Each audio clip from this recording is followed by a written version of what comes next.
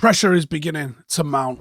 Top four is looking increasingly unlikely and fragile. Newcastle seemingly have started to gain some real momentum and have overtaken us. Tottenham could receive a new manager bounce at the exact right time whenever they decide to announce whoever it is that they're going for. And we're going up against a very tough Brentford side that I think have lost once in the last 16 games. Drop points would start to really spell trouble for United and Ten Hag, and it's a very awkward midweek game that we've got on our hands. But as it stands, we are outside the top four, and every single game from now until the end of the season has just become must win.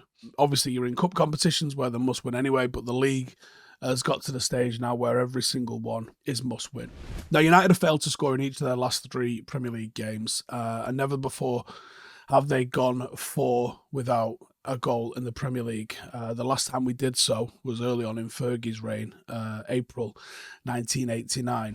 And as I mentioned, Brentford have only lost one of their last 16 games. They've got 7 wins and 8 draws in that time, and obviously just the one loss. So they're in a solid bit of form themselves, really. They did beat City 2-1 earlier in the season. The last London side to win away at both Manchester clubs was Arsenal all the way back in 1991. Having beaten United 4-0 all the way back in August, Brentford are going to be looking to complete their second ever league double over United, with the first one coming in the 1936-37 campaign. So it was a minute ago since they've done that, but I think that there's every chance of an upset here. We know that Brentford have settled more with the 4-3-3 system. Offensively, in the build-up phase, they like to try and play the ball out to attract the opposition to come and press them, to create gaps in behind them so they can exploit the gaps and get over the halfway line and start attacking the defence. They like to do that by having the ball in the channel. They like to use their 2 wide players, have it played into ahead of them, not into their feet, and get onto the ball, running onto the ball. They are quite patient sometimes in build-up, and when they have controlled possession in their own half, they look to try and keep the ball for long enough for the opposition players to jump out of their shape and leave pressing gaps and get in behind where they've come from. Then I'm going to look to bypass the middle part of the pitch and play a long ball over the top, where they try and find Toney. And Toney is an elite player who excels in a lot of areas of his game, and one of the biggest areas that he excels is his ability to win the aerial duels, his hold-up play and his link-up play. And when the ball's played into Toney, what you'll see is the 2 number 8s are going to come very, very close to him. They're going to be looking for the second ball, and then they're going to play a ball out to the channels for the wingers, who are going to be in acres of space, looking to run in behind the opposition backline. Defensively, sometimes they're going to sit in a mid-block, and they're often going to try and be aggressive and press their opponents out of the pitch to win the ball back. They definitely do that on goal kicks, where their players have time to decide which player to press or mark. And they also like to press when there is a backward pass, allowing the defenders to get up the pitch so they can leave the forwards offside, so they can try and press without worrying about a ball being played over the top. The opposition must then try and keep the ball under what is quite heavy pressure, or clear the ball up the pitch to a play that's going to be offside. So it's nice that it works in tandem, and they have a lot of success doing that sort of stuff and pressing in those sort of situations when 2 and 3 players are taken out of the game completely, immediately. On those occasions, Brentford go for a man-to-man approach in a wide area of the opposition third. They shut off all passing options apart from the opposite fullback, where they're asking you to make a big switch, which is a risky ball to play. And if that pass doesn't get played, and it doesn't often get played, Brentford do have enough time to get back into a quite solid mid-block. Predict 11 will be this. And the star man is, of course, Toney. He's got 17 Premier League goals. He's only behind Kane and Howson, so you've got to respect him. He is undoubtedly Brentford's most dangerous player. He is an absolute complete and utter forward. He is great in the air. He's a real danger as a target man. They get crosses into the box. Him and Martinez is something you're going to have to keep an eye on. Martinez does have excellent aerial duel rates, but Toney's going to try and isolate Martinez in this one, and he might have some success if he does so. Toney's the full package. He's got great feet and he holds it up brilliantly, and he's a fantastic focal point for this Brentford team, and they look to play off him really, really well. He is capable of absolutely spectacular goals as well, so that's something that you need to be able to keep an eye on. My United 11 in this game, I think it's time Weghorst took a seat, but I don't think Martial is ready. And I'm not sure the likes of Sancho are going to come into the side. The only way I could see something happening maybe is if he goes with Sabitzer and McTominay in midfield and he pushes Bruno over to the right-hand side. That might give you an opportunity to bring somebody else into the squad and put somebody else up front. Like, maybe try Marcus down the middle or something along those lines. But as much as I think that's what he should do to sort of shake it up a little bit, I don't think he's gonna. And my predicted 11 is De Gea in net, Wan-Bissaka, Shaw, Martinez, Varane. And then I think it'll be Fred for the energy alongside Sabitzer. And hopefully it's those two holding a slight deeper sort of role. Bruno ahead of them. Or maybe those three as a three.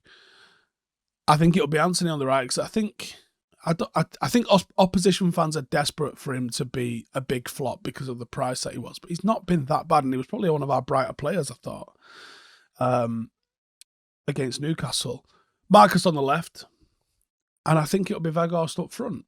I do think he deserves benching, but I don't think there's anyone to bench him, and that's been the problem the entire season, in my opinion.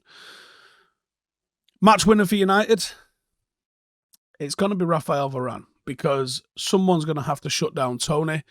It could be Martinez, and Martinez has got the character to be able to look at him and go, I'm going to eat you up. But I think Varane will be the one. His physicality, his command of our area, his communication, and making sure everybody else sort of stays in the right sort of places. He's been playing really, really solidly despite the form that United have been exhibiting. And this is the sort of game where I think you're going to need character to be able to win. And I think he brings a hell of a lot of character. To beat them, as a squad, as an 11, the first thing you got to do is be ready physically. It's going to be a physical game. And I'm hoping Ten Hag got around the lads on Monday and was like, this isn't going to fly. You have got a very short turnaround, but you did not work hard enough against Newcastle, and that needs to change. And this is the perfect game for it to change. You got to match their physicality, or they're going to bully you, and it'll go exactly the same way Newcastle went on Sunday. Toney getting isolated against Martinez is a concern in the penalty area. They are a team of runners, and nothing is going to come easy. So first and foremost, you got to match or improve their intensity, and if you don't do that, you're going to just sit there and be a spectator as they run over you. Secondly, channels and the width. Brentford are vulnerable in those areas, and it's coincidentally the areas that they like to attack through. But the teams that play this system, the area that you can exploit in a 4-3-3 is in behind the fullbacks, because you'll pin their fullbacks, or if their fullbacks are getting adventurous, that's the place that you get in behind them.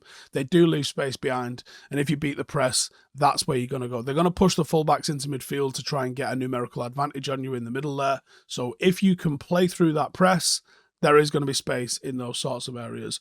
Movement in behind and in the final third and the final ball is going to be absolutely key, because we've been poor at that. And then you've got to be strong in both boxes. And this is a universal truth, but I don't know if that's the case or not. Winning the game will come down to which team is better in the 18-yard box. And I know that's a very Michael Owen quote. Their own box, the opposition box. Brentford are dangerous and strong from set pieces. You've got to avoid giving fouls away, because they will punish you in those areas. And if you can avoid doing that, you might be able to get 3 points. I don't have a lot of hope at the moment. I feel quite downbeat, and it's not just the Newcastle result. It's been the fact that we've been talking about this coming. You cannot just play an infinite number of football matches with the travel that's involved in them, with a small squad, and expect that the quality is going to remain. Without Casemiro, United look way off the pace. With the turnaround that we've had between games, we look off the pace. We we still had a fair few players that went on international duty, and we look off the pace. I'm worried because I don't see how it improves unless it's just the pure fact that we have Casemiro back in a United shirt and, all right, cool, we're all right now. But that's a lot to hang your hat on because he is likely to get booked or carded again, and he could get injured. Are we pinning our hopes on the fact that Casemiro might not get injured or suspended again to the end of the season? Because if we are, I am terrified about that. All the positivity that we had early season, I'm not projecting here. This is just how I feel. I worry for the number of games. It might be better for United to come out of the Europa League. It might have been better for us to not beat Barcelona. You cannot just play infinite number of games with a squad that doesn't have the depth and the quality. And because we don't have the depth and the quality, we are struggling. And that is why we're struggling. If we can get our fit first 11 out, I think we can beat anybody. But we can't get our fit first 11 out because everyone's running to the fucking ground. And we can't get time on the training ground to work on the things that Ten Hag wants to work on because we're too busy. From Sunday in Newcastle, we might have done a half a day on a Monday, quick look at Brentford's tactics on Tuesday, straight into the game on Wednesday. No fucking chance whatsoever to be able to try and figure out how we're going to beat these. When you're only playing on a Saturday and a Saturday and a Saturday, which is what Spurs and Newcastle, who we're up against now for top four, have got, you've got a problem. Because while they're fucking watching for what they're going to do against their opposition this weekend, you're trying to figure out Real Betis. You're trying to figure out Seville. You're going to try and figure out Barcelona. And then you get half an hour or so to look at who you've got in the fixture that weekend. It's an absolute advantage for the teams that aren't in Europe. It's the top and bottom of it. Anyway, give us your score predictions in the comments. I'll see you lot in the next one. Laters.